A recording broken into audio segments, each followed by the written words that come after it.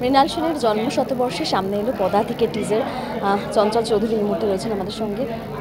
যেই সময়টা শ্যুট করেছিলেন প্রচণ্ড ক্রুশিয়াল একটা সময় ছিল, বাবা চলে গিয়েছিলেন তার 15 দিনের মাথায় বোধহয়। তো সেই সৃজিতা আপনাকে বলা থেকে আজকে টিজার সামনে এলো নন্দনে, সেই জার্নিটা একটু সংক্ষেপে জানি।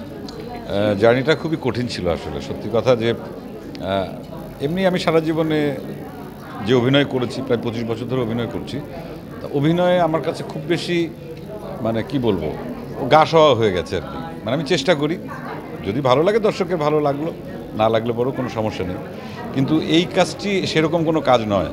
মৃণাল সেনের পদাতিক, তার জীবনী নিয়ে কাজ হচ্ছে, এখানে ওই ভাবনা থেকে কাজটা করলে আসলে হতো না। এর জন্য আলাদা প্রিপারেশনের দরকার ছিল। দীর্ঘ কয়েক মাস ধরে সেই প্রিপারেশন নেওয়ার চেষ্টা করেছি, কিন্তু শেষ মুহূর্তে এসে যখন আমার বাবা মারা গেলেন, সেই সময় এসে আমার জন্য এটা আরও বড় চ্যালেঞ্জ হয়ে দাঁড়ালো যে আসলে এই মানসিক অবস্থায় আমি কাজটা কিভাবে করব।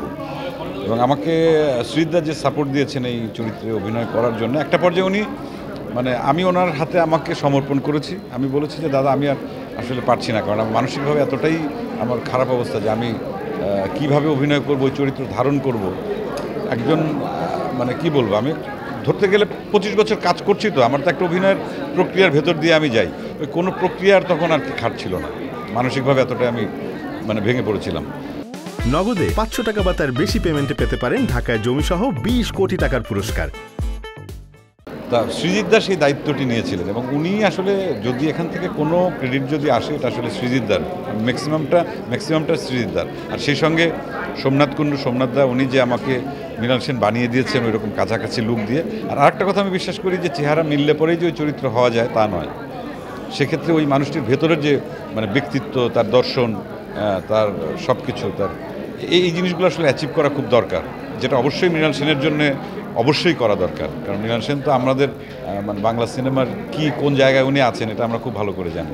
এইরকম একজন মানে মহৎ একজন ডিরেক্টর এবং সারা পৃথিবী জুড়ে যার বিস্তৃতি, এই মানুষটির চরিত্র অভিনয় করতে যাওয়া, এবং সেটা আমি বলবো যে আমি পেরে গেছি, এই দুঃসাহস আমার নেই, কিন্তু চেষ্টা করেছি। এবং টোটাল টিমই আসলে টেকনিক্যাল টিম থেকে শুরু করে, আর সৃজিতা তো আমাদের মানে কি বলবো কর্ণধার গাইড ছিলেন, উনি মূল গাইড, উনি আমাদেরকে পথ দেখিয়েছেন এই কাজটি করার জন্য। বেসিক্যালি আমি আমার জায়গা থেকে আমি কথাটি বলবো। প্রস্তুতি পর্বে আসবো, কারণ বিরাট একটা প্রস্তুতির মধ্যে দিয়ে যেতে হয়েছে। আগে বলি, যখন প্রথম ছবি সামনে এলো মৃণাল সেন রূপে নিজেকে আপনি দেখলেন, আপনার কেমন লেগেছে?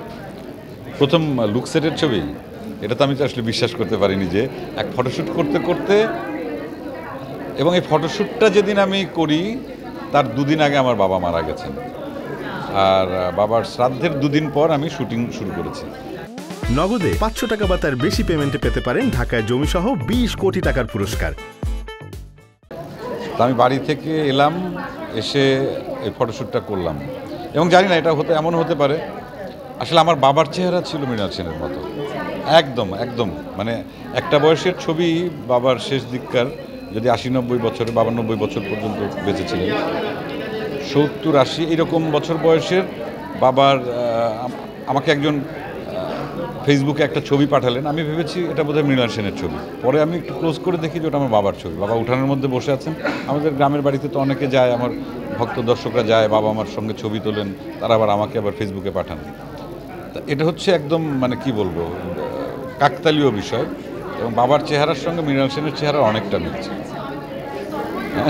সেটা একটা বড় পাওনা আপনার কাছে। এবার জানি একটু প্রস্তুতি পর্ব, বিরাট একটা প্রস্তুতির মধ্যে দিয়ে যেতে হয়েছে খুব স্বাভাবিকভাবে। হ্যাঁ, প্রস্তুতি বলতে আচ্ছা আমি বলছি, ফটোশ্যুটের পরে যখন আমি ছবিগুলো দেখলাম, আমি কিন্তু এতটা আশা করিনি যে এইরকম মানে তারপর তো তোলপাড় শুরু হলো বাংলাদেশ, কলকাতা, এবং অমিতাভ বচ্চন উনি নিজে ওনার ইয়ে থেকে শেয়ার করলেন, ইনস্টাগ্রাম থেকে শেয়ার করে আমাদের জন্য শুভকামনা জানালেন, সৃজিতার জন্য আমার জন্য নাম উল্লেখ করে। এটা আমার জন্য অনেক বড় ঘটনা ছিল, এবং এটা আমি আশাই করিনি যে এরকমভাবে আসলে হবে। আর প্রস্তুতিটা যেটা ছিল যে কয়েক মাস ধরেই সৃজিতা আমাকে গাইড করছিলেন, মৃণাল সেনের বিভিন্ন ভিডিও লিঙ্কগুলো ওনার, তারপর ওনার লেখা বই বা ওনার ওপর লেখা বই, তারপর এক্সক্লুসিভ সব মানে যেগুলো হয়তো ইউটিউবে পাওয়া যায় না, এরকম সব কিছু যা কিছু তথ্য উপাত্ত উনি আমাকে পৌঁছে দিয়েছেন। আমি সেগুলো সারাদিন রাত ওটা দেখতাম, দেখে ওই রকম একটা কিছু করবার বা তার হাঁটা চলাফেরা ওগুলো বাদবাকি তো ওনার